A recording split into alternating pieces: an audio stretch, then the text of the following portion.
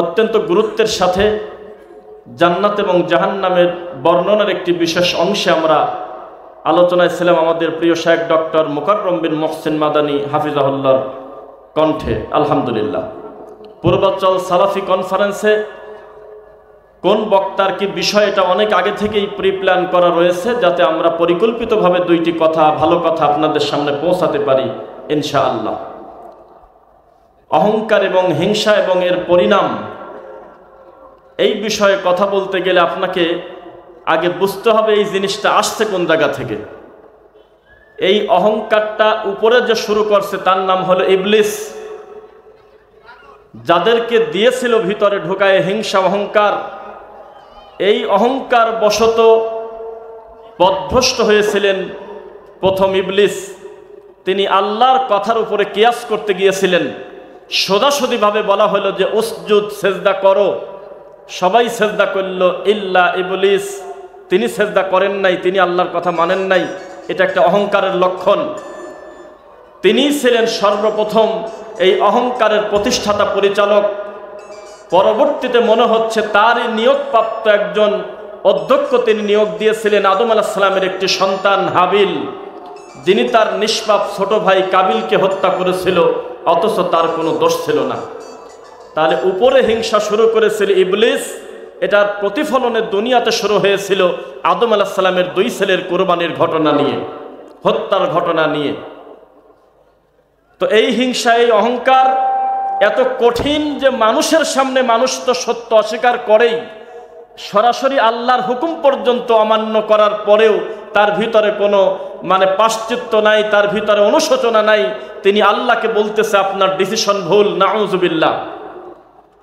খলাকতাহু মিন নার খলাকতাহু মিন তিন, আমাকে সৃষ্টি করেছেন আপনি আগুন থেকে, আর আমার চোখের সামনে আপনি আদমকে বানালেন মাটি থেকে, কিভাবে আমি তাকে সেজদা দিতে পারি? এটা তো উল্টা হওয়ার কথা, নাউযুবিল্লাহ। আল্লাহ বলতেছেন অতলু আলাইহিম নাবু আবনাই আদামা বিল হক, আপনি আদমের দুই পুত্রের ঘটনা বর্ণনা করে দেন। ইদ কররাবা কুরবানান ফাতুকুব্বিলা মিন আহাদিহিমা ওয়া লাম ইউতাকাব্বাল মিনাল আখার, যখন দুই বেটা আল্লাহর কাছে কুরবানি পেশ করলেন, একজনের কুরবানি আল্লাহ পছন্দ করে কবুল করে নিলেন, আরেকজনের কুরবানি কবুল করলেন না। কবুল না হওয়ার কারণে আল্লাহর সিদ্ধান্ত তিনি মেনে নেন নাই, অনুতপ্ত হয়ে ফিরে আসেন নাই। তিনি বলেছেন লা আকতুলান্নাক, আমি তোমাকে হত্যা করব। বিনিময়ে হাবিল ছেলে আর বলে নাই যে আমিও তোমাকে হত্যা করব, তিনি বলেছিলেন ইন্নী আখাফুল্লাহ রাব্বাল আলামিন, তুমি আমাকে হত্যা করলেও আমি ভয় করি আমার রব্বুল আলামিনকে। সুতরাং এই হিংসা, এই অহংকার শুধু আজকে থেকে শুরু হয় নাই, সৃষ্টির শুরু থেকেই মানুষের জীবন ঘনিষ্ঠ খাদ্যের মতো আমাদের শরীরে মিশে আছে অহংকার এবং হিংসা। অহংকার এবং হিংসা এত কঠিন, আমাদের নবী মুহাম্মদ সাল্লাল্লাহু আলাইহি ওয়াসাল্লামকে পর্যন্ত হিংসা করে লাবিদ বিন আসাম তার নিজের মেয়েকে দিয়ে আমার নবীর মাথার একটা চুল নিয়ে, ভাঙা চিরুনির একটা আপনার দাঁত নিয়ে 11টা গিরা দিয়ে, তারপরে আপনার শুকনা খেজুরের মোচার সাথে বেঁধে গেড়ে দিয়েছিল। নবী সাল্লাল্লাহু আলাইহি ওয়াসাল্লাম হঠাৎ করে নিজের ভিতরে পরিবর্তন দেখতে পেলেন। তিনি দেখলেন যে তিনি অনেক কিছু ভুলে যাচ্ছেন, অথচ তার এগুলো ভোলার কথা না, এগুলো ওহী। অনেক বিষয় তার মনে আসতেছে না, কেন জানি জাগতিক এই ভুল কেন হচ্ছে, স্মরণ কেন থাকতেছে না। তখন তার কাছে ওহী নাজিল হলো। তারতিবের দৃষ্টিতে শেষের দুইটা সূরা হলো সূরা ফালাক এবং সূরা নাস। এই দুইটি সূরার মোট আয়াত সংখ্যা হলো 11টা। একটি সূরা শেষ করেছে হলো হিংসা দিয়ে, অহংকার দিয়ে, অহংকারের কথা দিয়ে। আরেকটা সূরা শেষ করেছে একদম শেষ কথা শয়তানের অসওয়াসা, ধোকার কথা বলে। তখন আয়াত নাজিল হওয়ার পরে মুহাম্মদ সাল্লাল্লাহু আলাইহি ওয়াসাল্লাম তার জামাতা আলী রাদিয়াল্লাহু আনহু তাকে বললেন, তুমি অমুক কুয়ার নিচে চলে যাও, গিয়ে দেখো যে আমার মাথার চুল দিয়ে 11টা গিরা দিয়ে ভাঙা চিরুনির দাঁতের সাথে লাগায়ে নিচে চাপা দিয়ে রাখছে, তুমি এটা তুলে নিয়ে আসো। আলী রাদিয়াল্লাহু আনহু এটা তুলে নিয়ে আসলেন। আল্লাহর রাসূলের সামনে যখন পেশ করা হলো, তিনি 11টা ফুঁক দিলেন, 11টা আয়াত পড়লেন। 11টা আয়াত পড়লেন, ফালাক পড়লেন, নাস পড়লেন, পড়া যখন শেষ হলো প্রতিটা ফুঁতে প্রত্যেকটা গিরা খুলে গেল। আলহামদুলিল্লাহ। এভাবেই হিংসা এবং অহংকার থেকে আম্বিয়া আলাইহিমুসসালাম পর্যন্ত বাদ যান নাই।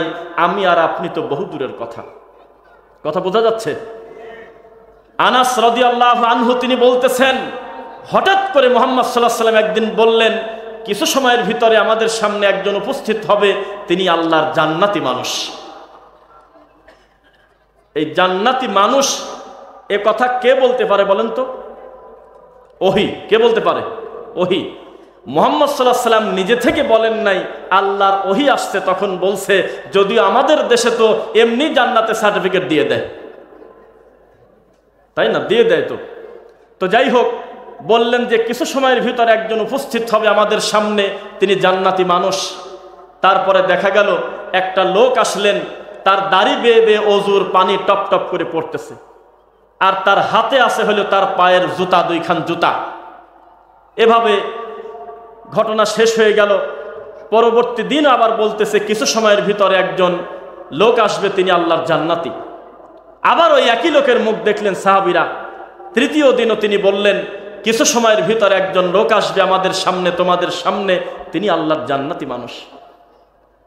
বর্ণনাকারী আনাস রাদিয়াল্লাহু আনহু তিনি বলতেছেন যে আব্দুল্লাহ বিন আমর আস রাদিয়াল্লাহু আনহু তিনি উঠে তার পিছন পিছন যেতে লাগলেন, আমি দেখব বিষয়টা কি, কোন বিশেষ আমলের কারণে তিনি জান্নাতি, আমি তার বাড়িতে একদিন অথবা 3 দিনের মেহমান হব। এ কথা বলে তিনি তার পিছু পিছু রওনা দিলেন এবং তার বাড়ির মেহমান হলেন 3 দিনের। 3 দিন তার বাড়িতে মেহমান হিসেবে থাকার পরে তিনি বললেন যে মুহাম্মদ সাল্লাল্লাহু আলাইহি ওয়াসাল্লামের মুখ দিয়ে আমরা শুনেছি, তিনি বলেছেন যে আপনি একজন জান্নাতি মানুষ, তবে আপনার বিশেষ আমল তো আমি খুঁজে পাচ্ছি না। কি কারণে বলছে বলে আপনি মনে করেন? কোন সে আমল, কোন সে গুণ, যেই গুণটা প্রমাণ করে যে আপনি অন্যদের থেকে এক্সেপশনাল, ব্যতিক্রম, যেটার দ্বারা বোঝা যায় যে আপনি একজন জান্নাতি মানুষ? আপনি তো রাতে ঘুমালেন, শুধু ফজরের সালাতের আগে ওযু করে ফজর পড়লেন, তাহাজ্জুদ পড়লেন না, নফল পড়লেন না। আমাদের দেশে কত ধরনের রাত জাগাটাকে একটা বিশেষ ইবাদত মনে করা হয়, রাসূলের পদ্ধতিতে না, নিজের মন মতো। আলাদা কোনো চিৎকার করে জিকির করলেন না, আলাদা কোনো ধরনের কোনো কিছু পেলাম না। স্বাভাবিক আল্লাহর হুকুম পালন করেছেন, 5 ওয়াক্ত সালাত পড়েছেন, ফজরের আগেই উঠে ওযু করে নামাজ পড়লেন। সারা রাত আপনাকে আমি ঘুমিয়ে থাকতে দেখেছি। এ কথা বলে তিনি চলে যাচ্ছেন। যখন পিঠটা ঘুরে গেছে তখন ওই জান্নাতি মানুষটা ডাকতেছেন আব্দুল্লাহ বিন আমরকে, এদিকে আসেন, আপনি একটা কথা শুনে যান। আপনি আমার জান্নাতে কেন যাচ্ছে এর কোনো কারণ খুঁজে পেলেন না। নবী সাল্লাল্লাহু আলাইহি ওয়াসাল্লাম আমাকে বলেছেন যে আমি জান্নাতে যাব, এটার তদারকি করার জন্য আপনি এসেছেন। আপনি জেনে রাখেন, আমার রব যদি কাউকে কোনো নিয়ামত দেয়, এ ব্যাপারে আমি বিন্দু মাত্র হিংসা করি না। তখন তিনি বললেন, হতে পারে, এ কারণেই আপনার রব আপনার প্রতি সন্তুষ্ট হয়ে মুহাম্মদ সাল্লাল্লাহু আলাইহি ওয়াসাল্লামকে দিয়ে জান্নাতের সুসংবাদ দিয়েছেন। মনে রাখবেন, দুনিয়াতে মানুষ আপনার জন্য কল্যাণকামী, এ কথা সহজে আপনি বিশ্বাস করবেন না। দোয়া করলে করতে পারে, তবে ফয়সালা হবে আল্লাহর পক্ষ থেকে। আপনাকে জিজ্ঞাসা করলাম আপনি কেমন আছেন, আপনিও জবাব দিচ্ছেন আপনাদের 10 জনের দোয়ায় ভালো আছি। বলেন এরকম কথা? আপনাদের দোয়ায় ভালো আছি কথা মিথ্যা। আল্লাহর দয়ায় আপনাদের দোয়ায় ভালো আছি, সরাসরি বলতে হবে আল্লাহর রহমতে আমি ভালো আছি, আলহামদুলিল্লাহ। এই চলতেছে দিন, কোন রকম যাচ্ছি একভাবে, এত কথার দরকার নাই। এক আলহামদুলিল্লাহর ভিতরেই অন্তরের বক্রতাকে ছিন্ন করে সরাসরি রবের খুশি হয়ে বলতে হবে আলহামদুলিল্লাহ। অহংকার বশত 2 প্রতিবেশীর ঝগড়া, প্রতিবেশীর সঙ্গে অসুবিধা, সম্পর্ক খারাপ, পরিস্থিতি খুব জটিল, বর্তমান আমাদের সমাজে খুব খারাপ। একটা হাদিস আপনাদেরকে বলি। হাদিসের ভিতরে মুহাম্মদ সাল্লাল্লাহু আলাইহি ওয়াসাল্লাম বলতেছেন, মা যালা জিবরিল ইউসিনি বিল জার। আমার কাছে একবার জিবরাইল এসে প্রতিবেশীর ব্যাপারে আমাকে নসিহা করতেছেন, প্রতিবেশীর গুরুত্বের ব্যাপারে আমাকে বলতেছেন, হাত্তা জনান্তু আন্নাহু সাইওয়ারিসু, এমন ভাবে প্রতিবেশীর গুরুত্ব আমার নবী বললেন, আমি মনে করেছিলাম আমার সম্পদের ওয়ারিস আজকে বানায় দিয়ে না যায়। কিসের অহংকার, কিসের হিংসা? প্রতিবেশীর সঙ্গে সদাচরণ করতে হবে। জারিদিল কুরবা জারিল জুনুব, নিকটতম প্রতিবেশী হোক আর দূরবর্তী প্রতিবেশী হোক, তাদেরকে তুচ্ছ তাচ্ছিল্য করার কোনো সুযোগ ইসলামে নাই। নবী সাল্লাল্লাহু আলাইহি ওয়াসাল্লাম বলেছেন, লা ইয়াজালুন নাসু বিখাইর, ততদিন আমার উম্মাহ কল্যাণের উপর থাকবে, ততদিন আমার উম্মত কল্যাণের উপর থাকবে, মা লাম ইয়াতাহাসাদু, যতদিন না তারা হিংসা থেকে বেঁচে থাকবে ততদিন তারা কল্যাণের উপর থাকবে। তারা ধ্বংস হয়ে যাবে যেদিন, যেদিন বোঝা যাবে তারা হিংসা করে, একে অন্যের বিরুদ্ধে অহংকার করে। তারা বোঝা কি যাচ্ছে আপনাদের? নবী সাল্লাল্লাহু আলাইহি ওয়াসাল্লাম বলেছেন, লা তাবাগাদু, লা তাবাগাদু ওয়ালা তাদাবারু ওয়ালা তাকাতু ওয়ালা তাহাসাদু ওয়া কুনু ইবাদাল্লাহি ইখওয়ানা। বিদ্বেষ নাই, হিংসা নাই, বিরুদ্ধাচরণ করা নাই, বাড়াবাড়ি নাই, সম্পর্ক ছিন্ন করা নাই। ওয়া কুনু ইবাদাল্লাহি ইখওয়ানা, সবাই তোমরা ভাই ভাই হয়ে আল্লাহকে ভয় করো, ইত্তাকুল্লাহ, এটাই হলো আমাদের হওয়া উচিত। তবে আজকে পরিস্থিতি কিন্তু তার পুরো উল্টা। খুব অল্প সময়ে বক্তব্য দিয়ে শেষ করে দেব। আজকে এখন যে কথাগুলো বলবো প্রত্যেকে মনোযোগ দিয়ে শুনবেন আর শেষ পর্যন্ত একটু ভেবে দেখবেন, তারপরে মন্তব্য করবেন আমার বিষয়টা কি। এটা হিংসার মাঠ, এটা অহংকারের মাঠ। এই মাঠে আপনার সন্তান ভালো কিছু করবে, আপনার পিতামাতা হয়তো চাইতে পারে আল্লাহর দয়ায় দুনিয়ার আর এক হুজুর আপনার জন্য কল্যাণ চাইবে না। আপনারা কি সেফটি পিন চেনেন? সেফটি পিন, সুচ। হুজুরের পেট ভরা, এত হিংসা, পেটটা ফুলে থাকে সব সময়, হালকা একটু টোকা দিলে মনে হয় বাস্ট হয়ে যাবে। সারাটা দিন হিংসা চর্চা করে, তার বিদ্যা নিয়েও কোনো ত্রুটি নাই, বিদআত করে না, শিরক করে না, আকীদা সুন্দর, মানহাজ টনটনা, কিন্তু পেট ভরা হিংসা। এই একটা মাত্র ওয়াজ যেটা আহলে হাদিস হানাফি নাই, প্রত্যেকের মনে হচ্ছে আমি সেই রোগী, আমার সামনে দ্বারা সবাই সেই রোগী, কম আর বেশি, কেউ মাপ পায় নাই। অথচ আমাদেরকে গল্প শোনানো হয়েছে, আকীদা যদি বিশুদ্ধ হয়, মানহাজটা যদি সুন্দর হয়, মূলধারা থেকে যদি সরে না যায়, প্রকাশ্যে বিদাতির সঙ্গে উঠা বসা না করে, শিরকের দিকে মানুষকে না ডাকে, দুনিয়াবি ভুলভ্রান্তি মানুষের হবেই, তাকে আমরা অপছন্দ করতে পারবো না, আল্লাহর জন্য আমরা সংশোধন করব। কিন্তু পরিস্থিতি পুরা উল্টা, মোট মিথ্যা কথা। বোঝা কি যাচ্ছে? সব মিথ্যা কথা। হিংসা আর অহংকার ছাড়লে আলেম হুজুরের কিছু খুঁজে পাওয়া যাচ্ছে না। আমি এখনই বলতেছি, আমি হুজুর, আপনি হুজুর, আপনার বড় হুজুর, এমন এমন হুজুর যেই হুজুরের কাছে একটা শব্দ বলবেন, এই শব্দের উপরে 2 ঘন্টা কোরআন হাদিস থেকে বক্তব্য দিতে পারবে, কিন্তু অহংকার আর হিংসা এখনো পরিত্যাগ করতে পারে নাই। সত্য না মিথ্যা বলেন? আপনারা কি জানেন যে যেই মসজিদের ব্যানারে আজকে মাহফিল হচ্ছে, এই মসজিদের আমি খতিব? জানেন, এটা অহংকারের জন্য না, এটা জানানোর জন্য আমি বোঝাচ্ছি, আমি কিন্তু এখানকার খতিব। এখানে আল্লাহ সুবহানাহু ওয়া তাআলা আমাকে এনেছিলেন একদম শুরু থেকে খোলা মাঠে, যখন কোনো কিছু করা হয় নাই। এখানে আমরা একটা লাইভ দিয়েছিলাম, লাইভটা কি দেখছিলেন? ওই লাইভ দ্বারা মানুষ বুঝতে পারলো যে এখানে একটা কনফারেন্স হবে। পরবর্তীতে অবশ্যই সবাই জেনেছে, এবং এখানে আমরা আলোচনা করতেছি কে কে। পরবর্তীতে দেখা গেল হিংসা অহংকার পরিস্থিতি এত জটিল, কাউকে শেখায় দেয় নাই, কানা মনে মনে জানা। বড় হুজুর আমাদের নামটা ফেলায় দিল।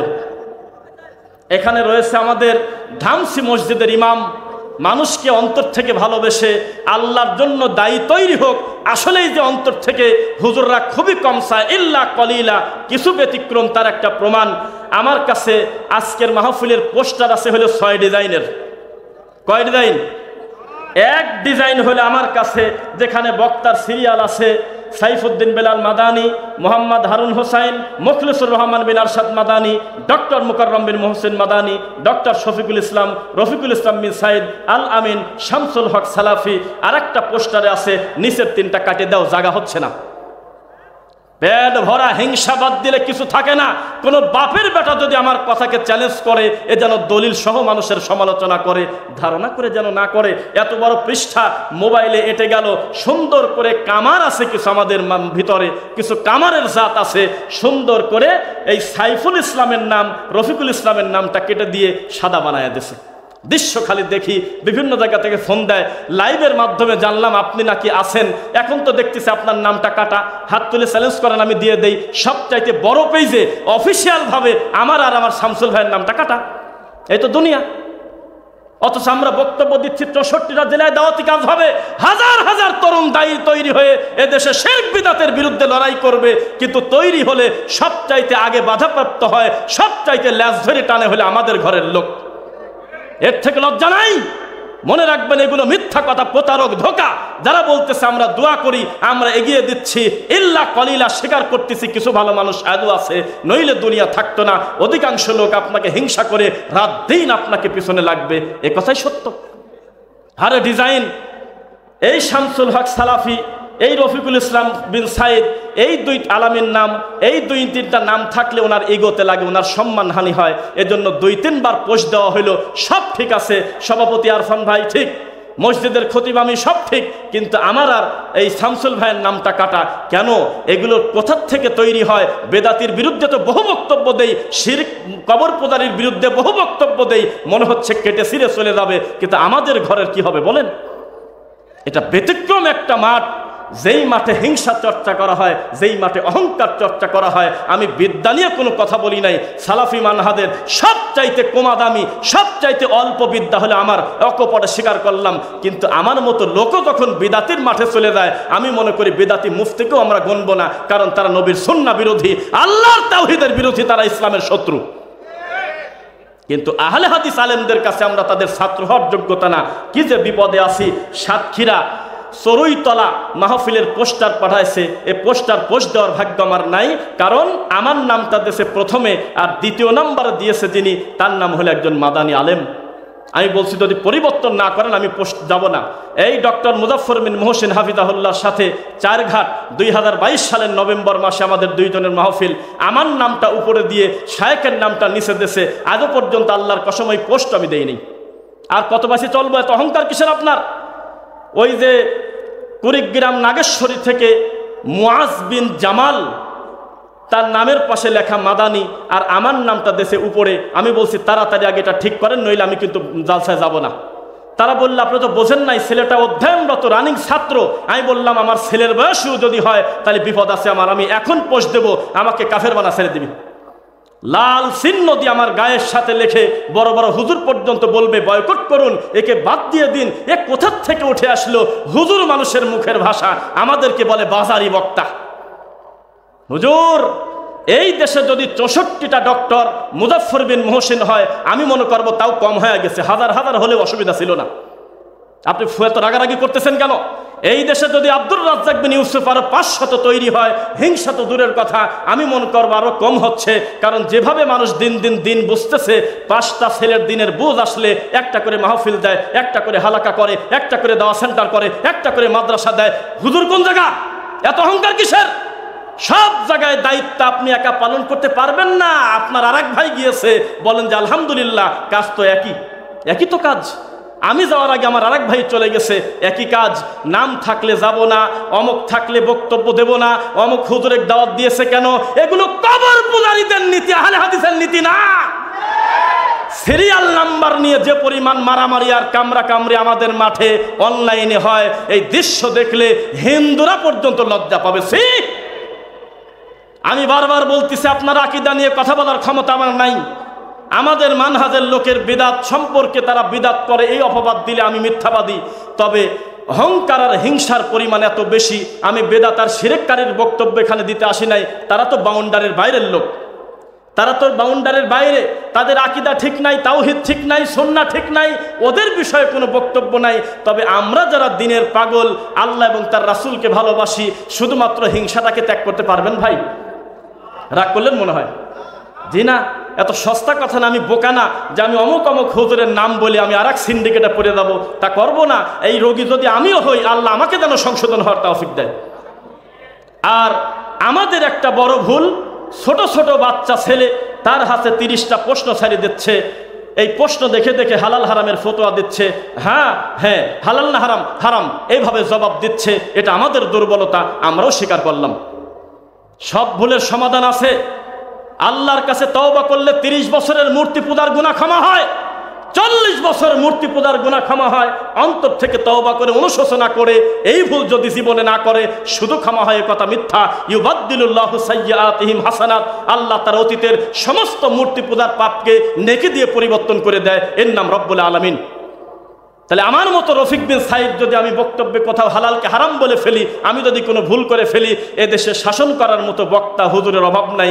ঘরের ভিতরে ডেকে নিয়ে চটকানা যদি 2টা মেরে দেয়, আমি তার মুখের দিকে তাকানোর ক্ষমতা আমার নাই। আমি এত সম্মান তাদের করি, অথচ আমি ঠিকই পাই নাই 3 বছর আগের বক্তব্য নিয়ে এসে দেখুন এইসব বাজারি বক্তা কি বলল। চিনি না আপনাকে, আপনার কাছে, আমাদের এই 14, 15, 18 বছরের অধিকাংশ যুবক ভাইদের কাছে বড় বড় ডক্টর, বড় বড় মাদানী সম্মান পর্যন্ত নিরাপদ না। ডক্টর মুজাফফর বিন মোহসিনের ভুল পর্ব 11, আব্দুর রাজ্জাক বিন ইউসুফের ভুল পর্ব 19, এই সিরিয়াল করে আপনি কাকে খুশি করতে যাচ্ছেন? কাকে সন্তুষ্ট করতে যাচ্ছেন? এই নোংরামি বাদ দিতে হবে, সবাইকে আল্লাহর জন্য ভালোবাসতে হবে। আর ভুল করলে মনে হবে উনি মানুষ, এটা তার ভুল, তবে তার আকীদার মানহাজ যদি শুদ্ধ থাকে আমরা তার বিরুদ্ধে লাগবো না, বলেন ইনশাআল্লাহ। রাগ করলেন মনে হয়? এটা আমি আমার ঘরের বারান্দা মনে করি, আপনারা হলে আমার প্রতিবেশী, আমার বাসাও এখানে, আল্লাহর এই ঘরে আমি জুমার খুতবা দেই, অহংকার না, রাগ করবেন না আপনারা। আমি একদিন আরফান ভাইকে বলছিলাম খাবার বসে, মনে আছে কিনা, বলছিলাম ভাই আপনি যদি আমাকে শায়েখ মনে করেন তাহলে আমি আর খুতবাতে আসবো না, তাহলে আর এক সিন্ডিকেট এসে আমাকে বানাবে আপনার কাছে সবচেয়ে বড় পাপী আমি। আপনি যদি ভাই মনে করতে পারেন তাহলে আমি আল্লাহর এই ঘরে ইনশাল্লাহ আমি খুতবা দেব। দীর্ঘদিন দিচ্ছি মোটামুটি খুতবা, আমি আমার মুসল্লির প্রতি সন্তুষ্ট, আল্লাহ তুমি সন্তুষ্ট হয়ে দাও। খুব খারাপ অবস্থা। 2 জনই বড় আলেম, একজনের চোখের উপরে লাল চিহ্ন দিয়ে ঢেকে রাখছে, আর এক পাশে আর এক হুজুরের দাঁড় করায় দিয়েছে। এই নোংরা কামড়া কামড়ে আমাদের সমাজে আছে কিনা বলেন? আছে? কি অবস্থা! আমি তো গুগলে সেদিন লেখলাম কুকুর পর্যন্ত কুকুরের মাংস খায় না, কুত্তা পর্যন্ত কুত্তার মাংস খায় না। আর আমার আহলে হাদিসের ভাই আকীদা শুদ্ধ, মানহাজ শুদ্ধ, শুধুমাত্র একটু দুনিয়াবি কোনো কারণে আমি তাকে মানুষই মনে করি না। ইহুদির দালাল ওরা যেমন বলে আমরাও তাকে বানায় দিছি, সে মানুষই না। সাবধান, এদেশে বড় বড় বিদ্যান এখনো মরে যায় নাই, আমরা ঘাস খাই না। এত বছরের বেদাত যদি ত্যাগ করতে পারি, সারা জীবন ভুলভ্রান্তির ভিতরে ছিলাম, এত কিছু যদি ত্যাগ করতে পারি, আমার কাছে আমার কলিজার টুকরা হলো মাদানী আলেমগণ, ডক্টর আলেমগণ। আমি ওই ছেলের বয়স জিজ্ঞাসা করলাম, বলতেছে 21 বছর বয়স, কেবল মদিনাতে পড়ে। আমি বলছি খবরদার এই নামটা যদি উপরে না দেন আমি জালসায় যাব না। এখনো পর্যন্ত 10 তারিখে মাহফিল পোস্টার দেই নেই। কত সতর্ক থাকবো? এ কোন যন্ত্রণায় আছি বলেন আপনি? এই নাম্বার নিয়ে কামরা কামড়ি করে। আমরা তো জানছিলাম বেদাতিরা বলে তুমি জানো না আমি হলো শাইখুল হাদিস, আমি 42 বছর বুখারি পড়াই, তুমি আমার নামটা নিচে দিছেও কি কারণে? আমি জালসায় যাব না। এখন এটা আমাদের ভিতর ঢুকে গেছে। বক্তা জানেই না যে তার নামের আগে পাশে কিরা আছে। আমরা ডাইরেক্ট বলছি রফিকুল ইসলাম বিন সাইদ, কোনো রংঢং করবেন না, শুধু নামটা দিয়ে দেন। এখন আমি কি ফটোকপির দোকানে বসে থাকি? কে কার নাম উপরে দিল, কে কার নাম নিচে দিল, কিচ্ছু জানি না। ফেসবুকে ঢুকে দেখি আমাদেরকে মা তুলে গালিগালাজ করতেছে, আর নিচে বড় বড় হুজুর লিখতেছে ছোট ভাই তুমি এগিয়ে যাও, আমরা আছি তোমার সাথে। কতদিন আর নোংরামি করবেন? লজ্জা নাই, হায়া হয় না? কেউ তো এভাবে বলে না, এই জন্য শয়তানি করে চলে যাচ্ছেন। এগুলো করবেন না। আমি বারবার স্বীকার করতেছি, বেদাতি সব বেদাতি এক জায়গা করলে দেশের আমাদের একজন মাদানী আলেমের 3 দিনের দার্সে বসার ক্ষমতা তার নেই, কিছুই জানে না বেদাতিরা। কিন্তু অহংকার আর হিংসা যদি পরিত্যাগ করতে পারতাম। আর এক কবর পূজারীকে নারায়ণগঞ্জের জেলে নিয়ে গেছে, ল্যাংটারা পর্যন্ত বাইরে বাড়াইছে খালি নামটা সুন্নি হওয়ার কারণে। এক দেওবন্দিকে যদি কেউ আঘাত করে, সমস্ত দেওবন্দি রাস্তায় নেমে চলে যাচ্ছে, মনে করতেছে আমার ভাইকে ধরা হচ্ছে, ঝগড়া আমরা ঘরে করব। এই লোকটার বিরুদ্ধে কেন লাগলো? অথচ পরে তার যে আরো যন্ত্রণা তার আর শেষ নাই। রাগ করতেছেন মনে হয়? মিষ্টি কথা শুনবেন একটু পরে, আপনি দেখবেন আমাদের খুতবাতে আসবেন, ছোট্ট ছোট্ট বেরেন নিয়ে, সামান্য বিদ্যা নিয়ে আমরা প্রতি জুমার খুতবায় বলে দেই যে আগামী খুতবা কি বক্তব্য দেব।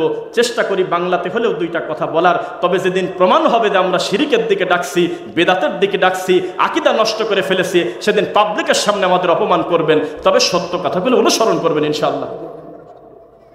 ও আচ্ছা ভাই, একটু সামনের দিকে আগে আসেন দয়া করে, গেটে যে সমস্ত ভাইয়েরা আছেন একটু কষ্ট করে সামনে আসেন, আসেন আসেন।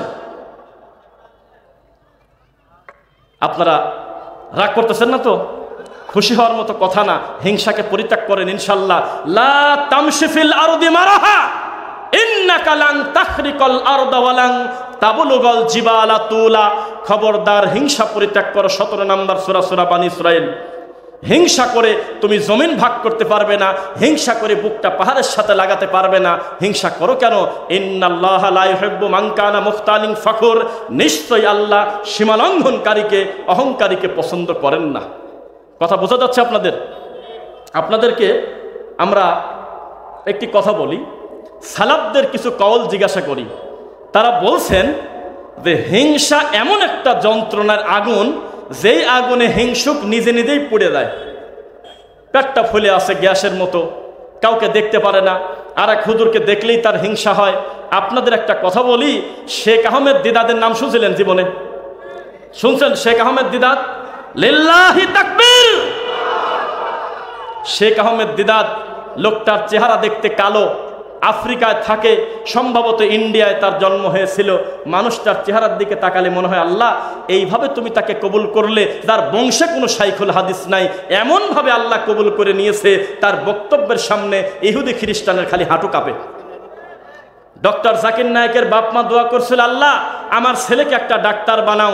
এমন ডাক্তারই বানাইছে যার সামনে বক্তব্য দেওয়ার মতো, যার সামনে চ্যালেঞ্জ করার মতো পৃথিবীর কোনো মুসলিমের ক্ষমতা নেই। এমন জ্ঞান আল্লাহ দিয়েছে। আপনি মনে রাখবেন, সুম্মা আওরাসনাল কিতাব আল্লাযী নাসতাফাইনা মিন ইবাদিনা।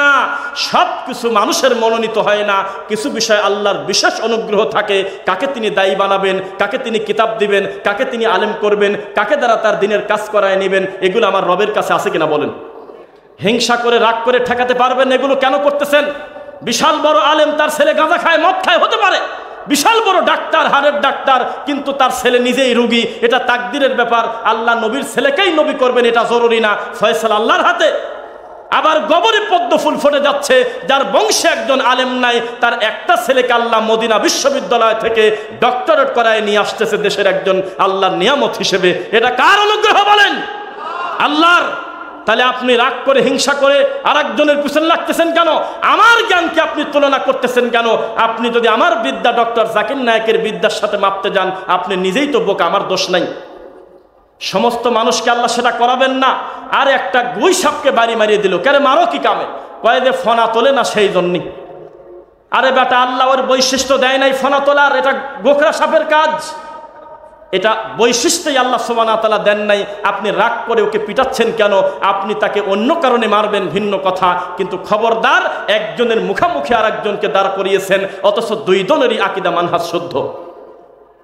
খুতবা দিতে গিয়েছে এক জায়গায়, আরে বাবা অস্থির হয়ে বলতেছে, আরে আপনি যদি প্রতি মাসে 2টা খুতবা দিতেন আর আমাদের এই মাদ্রাসার দায়িত্ব নিতেন, আমি বললাম যে কতই না খারাপ হতো। কেন?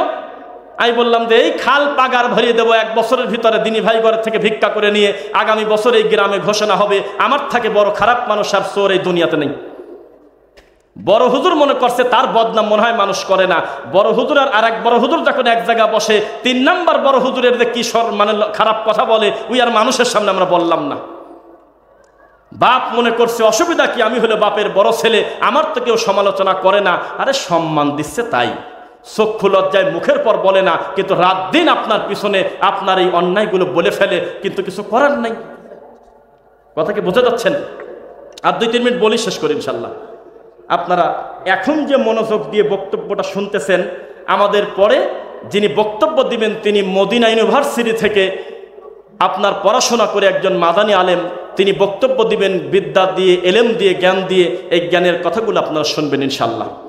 এবং আমাদের আরও সম্মানিত কিছু শেখ রয়েছেন, শেখ সাইফুদ্দিন বেলাল মাদানী হাফিজাহুল্লাহ, শেখ হারুন হোসাইন হাফিজাহুল্লাহ, ডক্টর শফিকুল ইসলাম, অনেকেই আছেন, আলোচনা করবেন। এই আলোচনাগুলো আপনারা শুনবেন। আর যদি মনে চায় তাহলে আল্লাহকে বলবেন, আল্লাহ আমাদের দেশের তরুণ দায়ী দিয়ে পূর্ণ করে দাও, বেদাতির প্রত্যেকটা ঘরে যাতে সুন্নাহর বাতি জ্বলে, তাওহীদের পতাকা নিয়ে সারা দেশের শিরিক মাজার পূজারীকে আমরা ধ্বংস করতে পারি ইনশাআল্লাহ।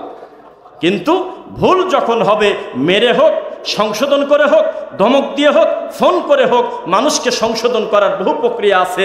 এখন এক গ্রাম থেকে আর এক গ্রামে আর চিঠি দেওয়ার দিন নাই, ভঙ্গিমা বাদ দিয়ে দেন।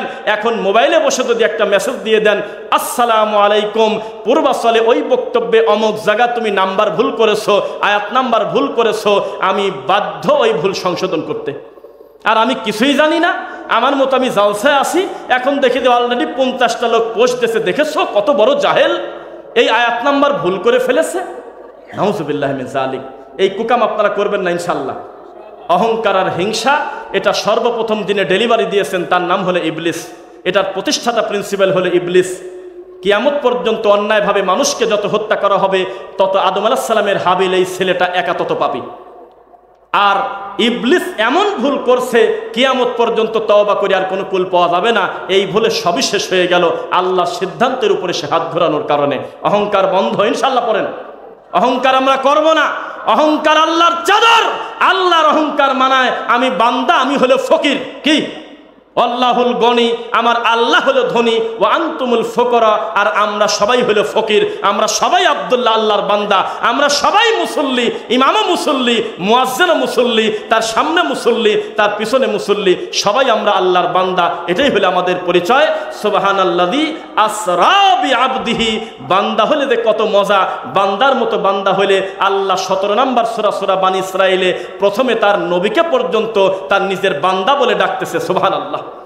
তাহলে অহংকার ভুলে যাবেন ইনশাল্লাহ। খবরদার, আপনার পছন্দ হয় না অমুকের বক্তব্য শুনবেন না। আপনার ভালো ভালো আলেমকে বাছাই করার সুযোগ আছে, তবে কারোর প্রতি অবজ্ঞা করে কাউকে বড় করতে গিয়ে আর এক ভাইকে কোনোদিন বেইজ্জত করবেন না, বলেন ইনশাল্লাহ। সাবধান। আল্লাহ সুবহানাহু ওয়া তাআলা আমাদের ভুল ভ্রান্তি ক্ষমা করার তৌফিক দিন। আল্লাহ আমাদের যে ভুলগুলো হয়ে যায়, শব্দ চয়নে, ইবাদতে, চলতে ফিরতে, মানুষ হিসেবে কত অন্যায় আমরা করে ফেলি। কুল্লু বানি আদামা খাত্তা ওয়া খায়রুল খাত্তাইনা তাওয়াবুন। যিনি বানিয়েছে তিনিই যদি বলে যে আদম সন্তান পাপী, আর সবচেয়ে ভালো পাপী তারা যারা তাদের ভুল বুঝতে পেরে আল্লাহর কাছে ক্ষমা চায়। আল্লাহ, এতগুলো মানুষের সামনে তোমাকে বলি, আল্লাহ এতদিন যাই ভুল ভ্রান্তি করেছি, এই সমস্ত ভুল স্বীকার করে তোমার কাছে ক্ষমা চাই। আল্লাহ তুমি ভুলগুলো ক্ষমা করে দাও। আল্লাহ যত ভালো কাজ করেছি, এই আমলের সলেগুলো তুমি কবুল করে নাও আল্লাহ। সর্বপ্রথম আমাদের এই সালাফি কনফারেন্স আমরা শুরু করলাম, আল্লাহ আমাদের এই কনফারেন্সে তুমি উত্তম বারাকা দাও আল্লাহ। পরবর্তীতে কিয়ামত পর্যন্ত যেন এই পরিবেশটা চালু থাকে, কোরআন হাদিসের কথা, শত শত বিদ্বান, শত শত বড় বড় জ্ঞানী মানুষ যাতে এই মাঠে বক্তব্য দিয়ে মানুষকে অন্ধকার থেকে আলোর পথে ডাকতে পারে। আল্লাহ তুমি তৌফিক দাও।